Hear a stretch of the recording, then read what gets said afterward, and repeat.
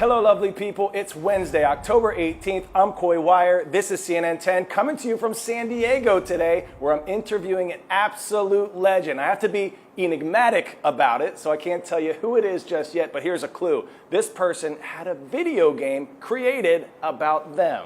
All right, let's start this show today with an update on the conflict in Israel and Gaza. I know it's been a lot to take in, so we'll have a special show tomorrow to talk about how this war has affected people on the ground, as well as people like you and me who are watching this all unfold. More than 4,000 people have died since Hamas attacked Israel nearly 2 weeks ago. Many of those deaths have been in Gaza, which is still under siege by Israel following Hamas's attack. Israel announced last week that it would cut off electricity, food, water, and fuel to the Palestinian enclave. Tens of thousands of Palestinians are trying to flee the violence, and many are calling for a ceasefire. As of Tuesday, that hadn't happened. Today, President Joe Biden is in Israel to show his support, but also to look for ways to ease the humanitarian crisis in Gaza. He'll meet with regional leaders in the neighboring country of Jordan, including Palestinian President Mahmoud Abbas, King Abdullah II of Jordan, and Egyptian President Abdel Fattah el-Sisi. Here's CNN's John Lawrence with more.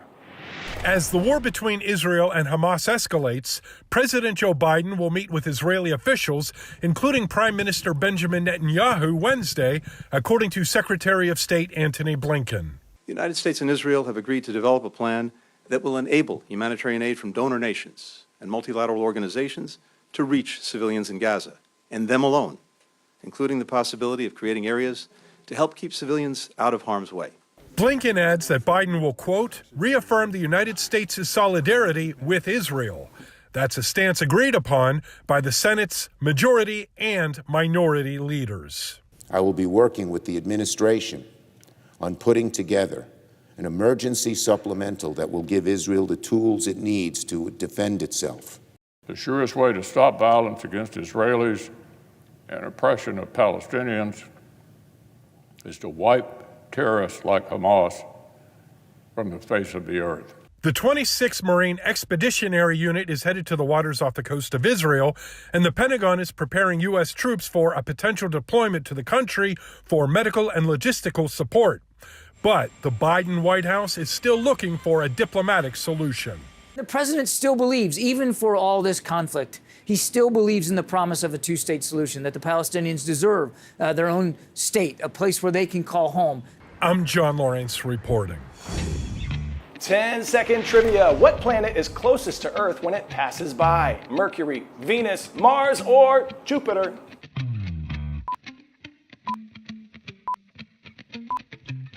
It might not be the closest on average, but Venus's orbit brings it closer to Earth than any other planet. Our next story, though, is about Mars.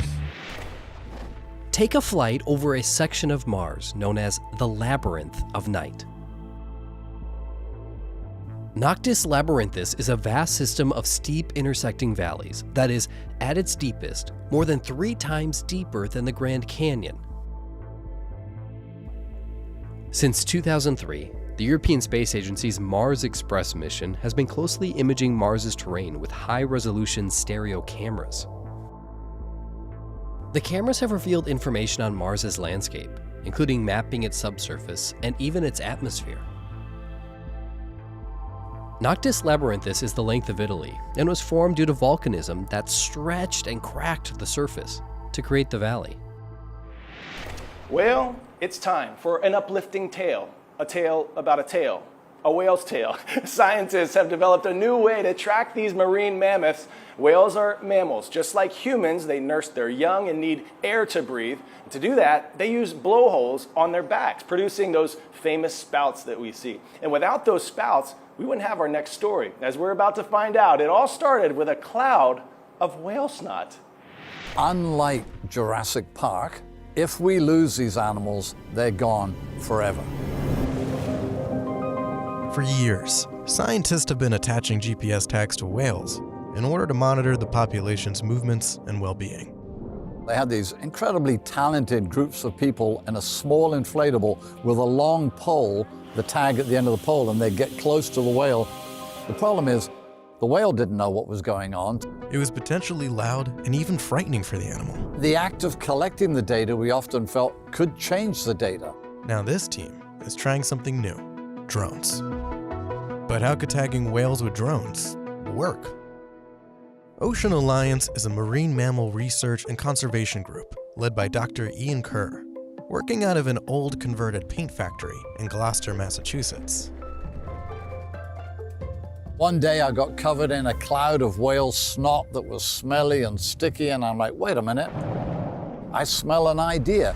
We started our Drones for Whale Research program with a drone we called Snotbot. Snotbot was partly funded by a Kickstarter campaign featuring a harassed Sir Patrick Stewart. Ian, what the heck is that? We're really looking for ways to collect biological data without harassing the animals. And here comes our drones.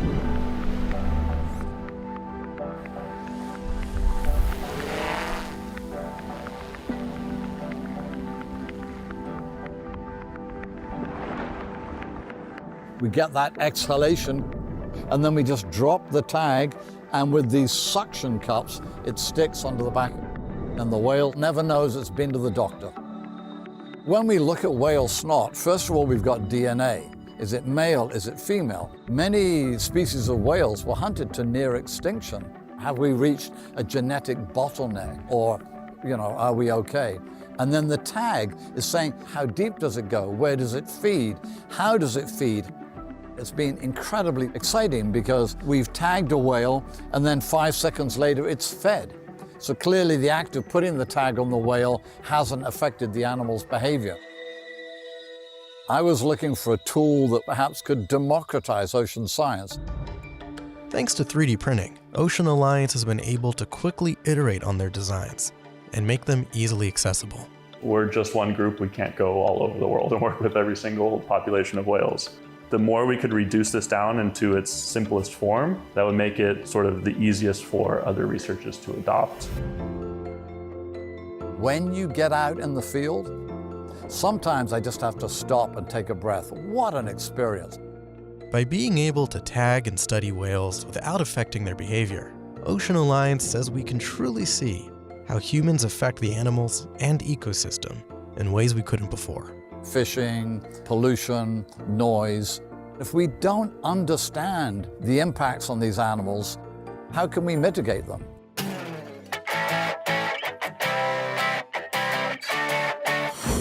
We're literally in love with today's story, getting a 10 out of 10 from here, the nearby San Diego Zoo. A baby tiger debut ×2. Happy belated birthday to 2 Sumatran tiger cubs who explored their new habitat for the first time last week. These siblings are looking good, feline good. The little tiger boy Hutan and the tiger girl Puteri are about 3 months old, and news of their recent births is possum. The population of Sumatran tigers is nearing catastrophic levels, listed as a critically endangered species. Only an estimated 400 to 600 Sumatran tigers remain on Earth. All right, meow.